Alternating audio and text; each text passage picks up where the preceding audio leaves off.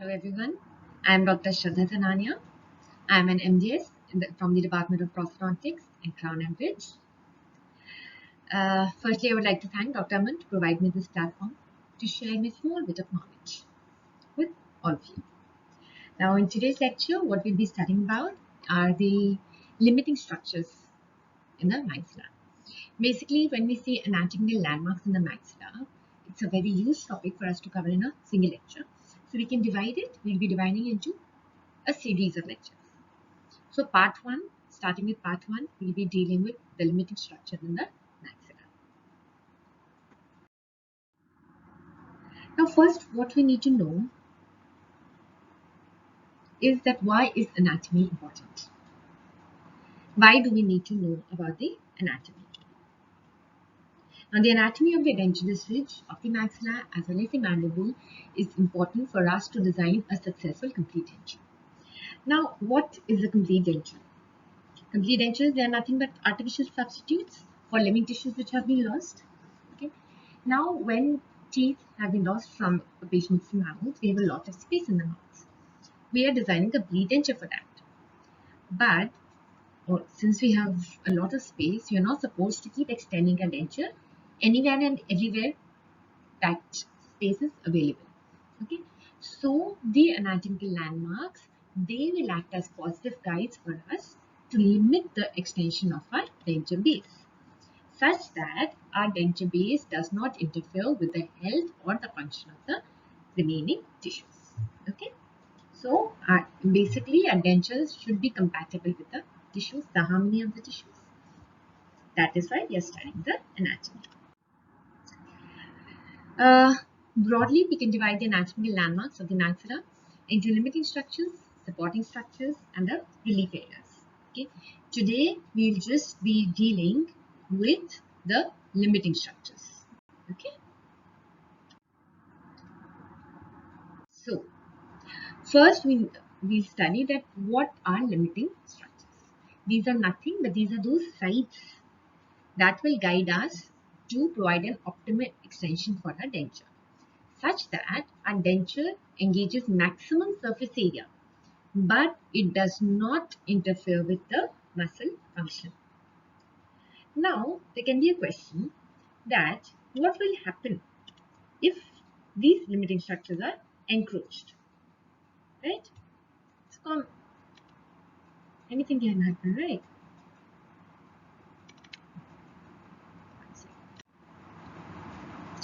So, the answer to that is that if we encroach upon these limiting structures that we'll be talking about now, it will lead to dislodgement of the denture.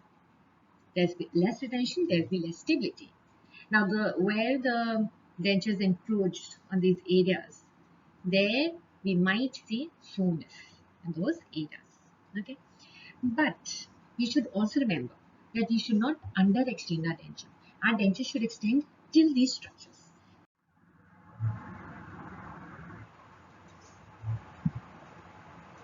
Okay, now we'll enlist unlimiting structures in the maxilla. We start with labial frenum, labial vestibule, the buccal frenum, the buccal vestibule. Two frenums, two vestibules. Okay. Then we have the hammer-on notch, and then we have the posterior palatal C area. We'll study in brief about each of these now. So, labial frenum, as we stated, vestibule, frenum, buccal vestibule, hammer notch on the posterior palatal C area. Now we'll start with our first limiting structure landmark, that is the labial frenum. Okay, this area which has been pointed with an arrow is showing us the labial frenum.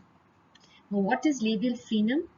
It is nothing but it is a fibrous band. Okay, now this band, it is covered by mucous membrane. We need to see from where till where is it extending. It extends from the labial aspect of the residual ridge to the lip. So from the residual ridge, the labial aspect till the upper lip. Okay. Now, one thing that we should make sure is that when we make a denture, we need to give a relief in the labial frenum area.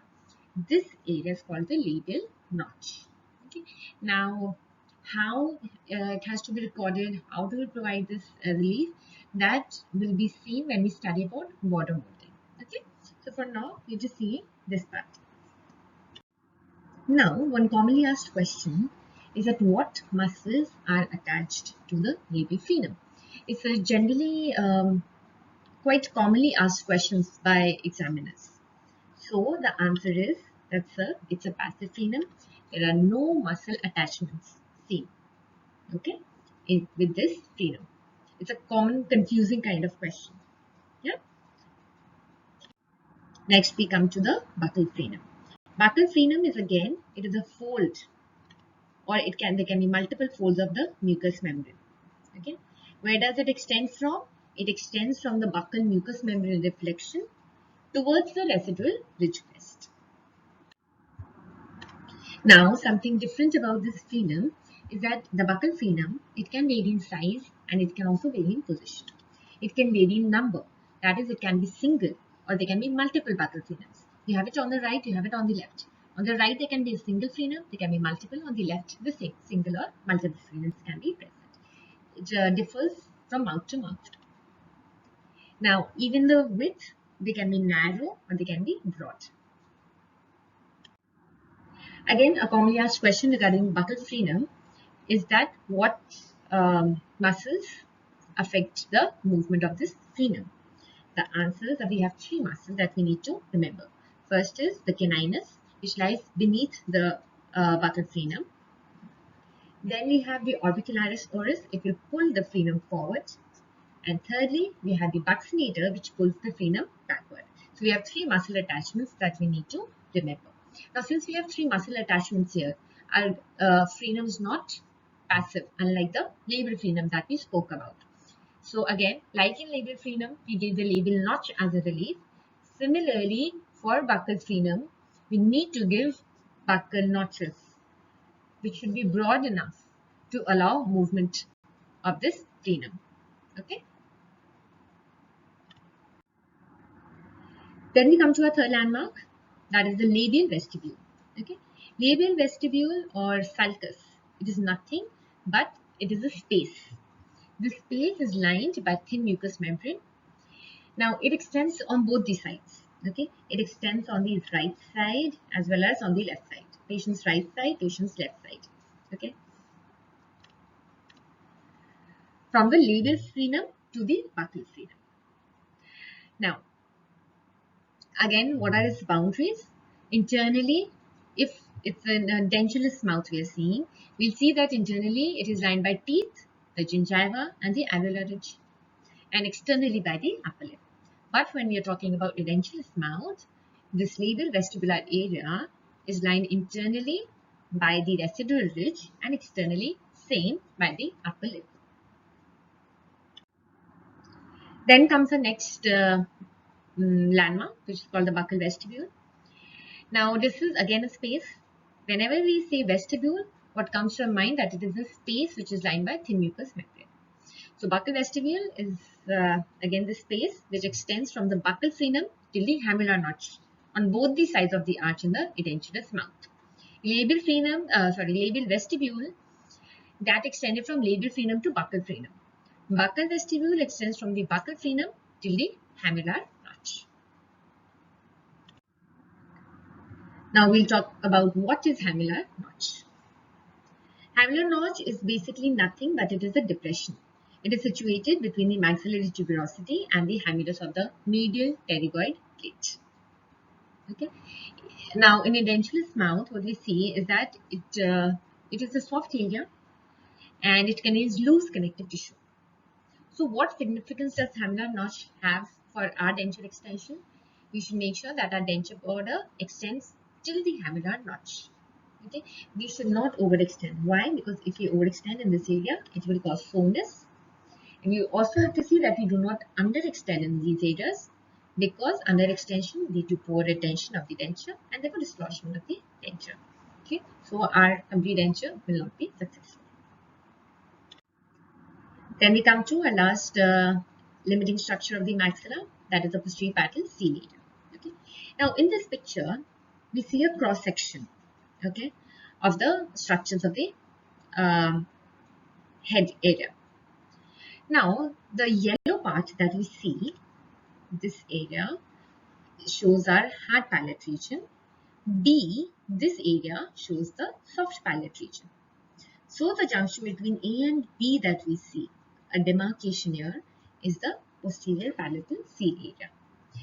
In the edentulous mouth, it is nothing, but it is a soft tissue area.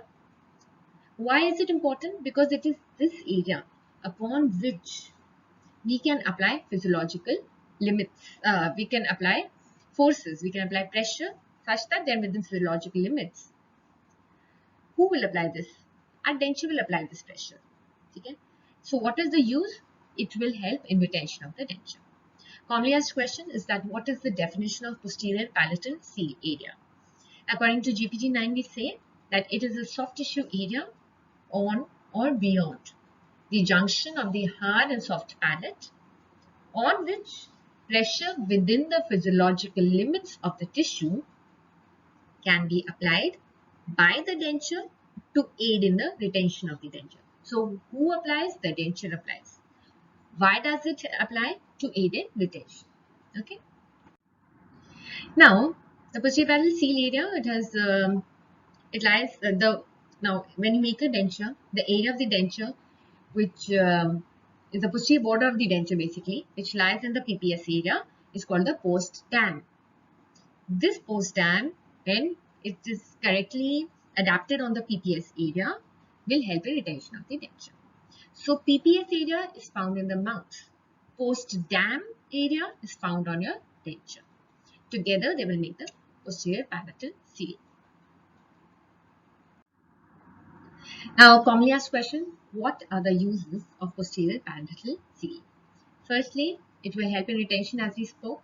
How does it aid in retention? It will maintain a constant contact with the soft palate when the soft palate is moving. For example, during functional movements like speech, during mastication, and during deglutition. Okay. Next, it reduces the tendency of gag reflex in a patient. How? Because it prevents the formation of any gap between the denture base and the soft palate during the movements. Next, it prevents food accumulation between posterior border of the denture and the soft palate. Okay. And lastly, it compensates for polymerization shrinkage. So when asked about the functions of PPS, we'll give 4 functions: retention, less gag, prevents food accumulation, and compensates for polymerization shrinkage. Okay. Next, coming to our vibrating line. First, we'll talk about the anterior vibrating line. We are continuing PPS area. Now, in the previous slide, we have seen that it is an area. So, it will have an anterior boundary and it will have a posterior boundary. Anterior boundary or the anterior vibrating line is nothing but it is an imaginary line. Where does it lie? It lies at the junction of the immovable tissues of the hard palate and slightly movable tissues of the soft palate. Okay, that is our anterior vibrating line. How will you record this line? How will you visualize this imaginary line? You will ask the patient to perform the Valsalva maneuver. What is Valsalva maneuver? In this maneuver, we'll ask the patient to close his nostrils and firmly and gently blow through his nose. Okay. Then we can record it. Another method is by asking the patient to say "ah" in short, vigorous bursts. Okay. Now, one thing that we need to remember, a commonly asked question, is that what is the shape of the anterior vibrating line? We will say it is Cupid bow shaped. Okay. Now, why is it Cupid bow shaped? Because it will follow the posterior nasal spine as well as the posterior part of the hard palate. Okay. So, it is Cupid bow in shape. Then we come to the posterior demarcation of our PPS, that is the posterior vibrating line.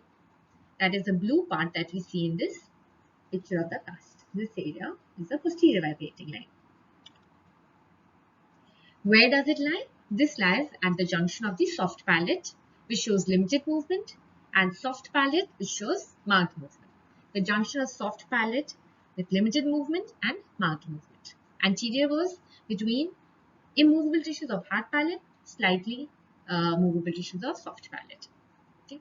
Here, continue with posterior vibrating line. How do you record it? How do you visualize it? You ask the patient to say "ah" in short, but in non-vigorous fashion.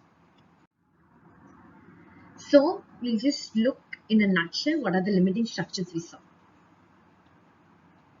See, in this picture, what we see are all the landmarks that we see on our cast. That have been marked on a cast of maxilla, the dentulous maxilla. We are just talking about the limiting structures here. So first, that is B, is the buccal vestibule. Now, what did we study about this? Is that it extends from buccal frenum till the hamular notch area. Okay. Then we come to C. C is the buccal frenum. Commonly asked question: what are the muscle attachments with this denture? Caninus, vaccinator, and orbicularis oris. Then is the D, that is the labial vestibule. Labial vestibule, where does it extend from? It extends from the labial frenum to the buccal frenum area on both sides of the arch. Then we come to the labial frenum. What are the muscle attachments? There are no muscle attachments. Okay, be smart enough to answer this question. It is a passive frenum. And lastly, we have the hamular notch area over here. Okay. And M, M is the posterior palatal C area. The posterior palatal C is another short note question which is commonly asked during examinations. Here we've just looked at everything in brief.